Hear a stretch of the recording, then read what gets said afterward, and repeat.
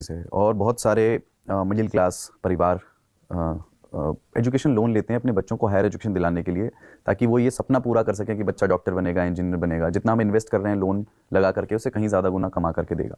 Education loan अगर ज़्यादा लोग लेते हैं सोसाइटी में, इस ट्रेंड को आप कैसे देखते हैं एजुकेशन के लिए? गलत है। मेरे ज़माने में किसी को लोन लेने की जरूरत ही नहीं पड़ती थी, because education was affordable. This generation is taking education loans.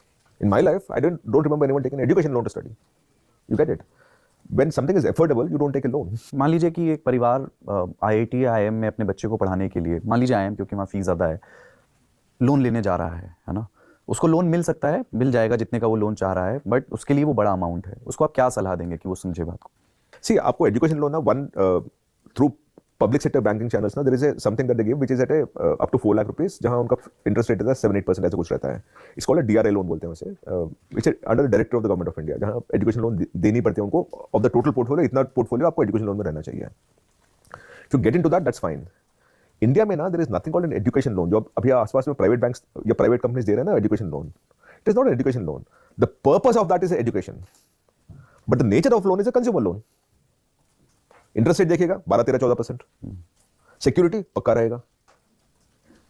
आप समझ रहे हो? The purpose of the loan and the nature of the loan are two different things. What is a good education loan?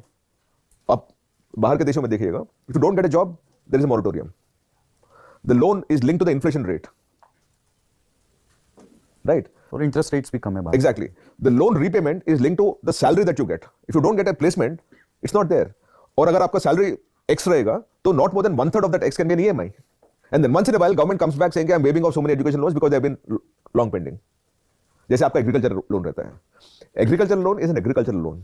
Education loan is actually a personal loan. The purpose of that is to use it for education. दोनों में बहुत फर्क है.